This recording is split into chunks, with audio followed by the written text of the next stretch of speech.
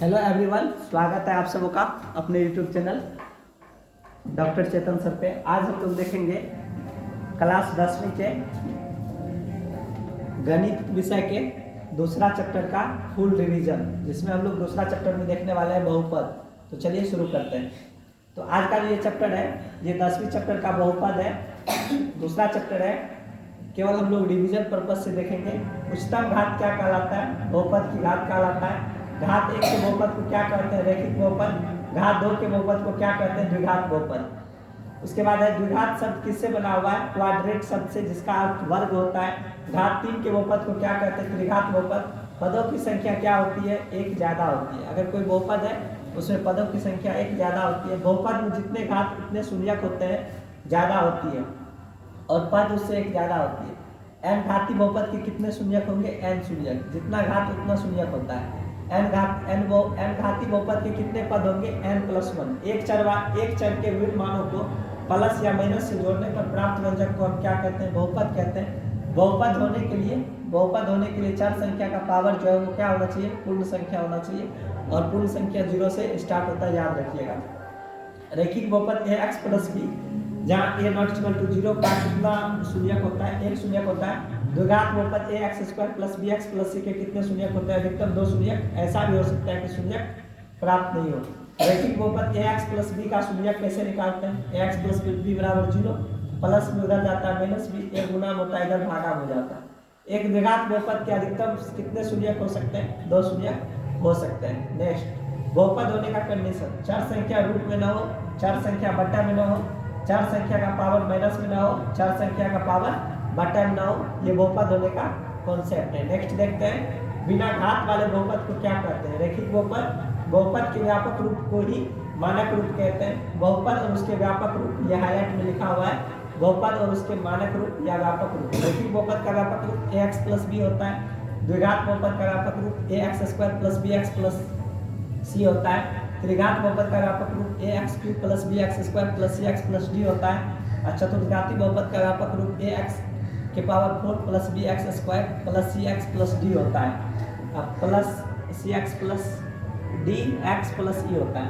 रैखिक बहुपद के कितने शून्यक होते हैं, एक शून्यक होते हैं। सुपर कॉन्सेप्ट कि ax + b रैखिक बहुपद होता है, इसका एक शून्यक होता है। ग्राफ एक बिंदु होता है जिसे आप अल्फा कह सकते हैं, मान सकते हैं। दूसरा देखिए, ax + b का एक ही शून्यक होता है, -b/a, याद रखिएगा।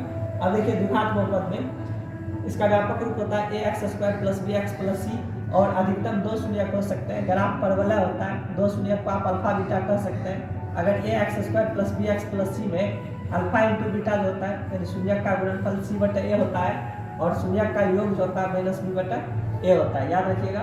शून्यक निकालने का विधि जो है गुणनखंड विधि से निकाल सकते हैं। गुणनफल को 0 करने के बराबर करना। सुपर कंसेप्ट, अल्फा + बीटा जो होता है, अल्फा + बीटा जो होता है -b/a होता है, यानी कि निचला बटा पिछला होता है। अल्फा × बीटा अंतिमा बटा पिछला होता है। अब यहाँ पे देखिए, अगर एक चर में रैखिक बहुपद है, इसका एक आंसर होगा -b/a। अब यहाँ पे देखिए द्विघाती बहुपद का ये व्यापक रूप है ax² + bx + c, तो इसका जो शून्यक का योग होगा -b/a आएगा, और शून्यक का जो गुणनफल आएगा c/a आएगा। हम अभी रिवीजन करवा रहे हैं, हम इसको पढ़ा सकते हैं अच्छे से लिख के, लेकिन अभी हम बुक बनाए रिवाइज करने की। कुछ बहुपद का सूत्र जो है, अल्फा बराबर -b/a होता है, अल्फा + बीटा + गामा वो भी -b/a होता है, अल्फा × बीटा c/a होता है, alpha beta + beta gamma + gamma alpha वो भी c/a होता है, अल्फा बीटा गामा -d/a होता है। यहाँ पे कुछ फार्मूला निकाले हुए हैं, एडवांस फार्मूला है कि 1/अल्फा + 1/बीटा -b/c होता है। अल्फा - बीटा का ये फार्मूला होता है b² - 4ac/a होता है। अल्फा बटे बीटा + बीटा बटे अल्फा का b² - 2ac/ac होता है।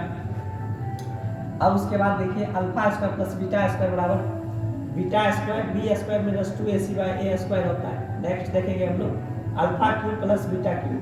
देखिएगा, α³ + β³ का जो फार्मूला होता है 3abc - bq/aq होता है। α² बटे बीटा + β² बटे अल्फा का ये फार्मूला होता है 3abc - bq/a²c। अब देखिए यहाँ पे 1/α² + 1/β² का ये फार्मूला होता है b² -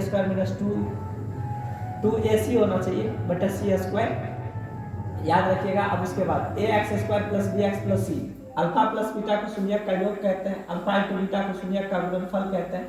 अब देखिए सुपर कंसेप्ट में क्या लेके आए हैं हम, बहुपद रहेगा तो शून्यक निकाल सकते हैं, और शून्यक रहेगा तो भी बहुपद निकाल सकते हैं। द्विघात बहुपद का सूत्र देखिए क्या होता है, एक्स स्क्वायर माइनस योग गुना एक्स प्लस गुणनफल। अगर बोले तो x square minus alpha plus beta into x plus alpha beta, ये द्विघात बहुपद का सूत्र होता है। अब देखिए यहाँ पे त्रिघात बहुपद का सूत्र दिया हुआ है, x cube minus alpha plus beta plus gamma into x square plus alpha beta plus beta gamma plus gamma alpha into x minus alpha beta gamma, ये त्रिघात बहुपद का सूत्र हो गया। तो नेक्स्ट चैप्टर हमारा है दो चर वाले रैखिक समीकरण युग्म। दो चर वाले रैखिक समीकरण युग्म है, तो इस चैप्टर को हम लोग नेक्स्ट वीडियो में देखेंगे। तब तक के लिए बने रहिए, मिलते हैं नेक्स्ट वीडियो में। तब तक के लिए जय हिंद जय भारत।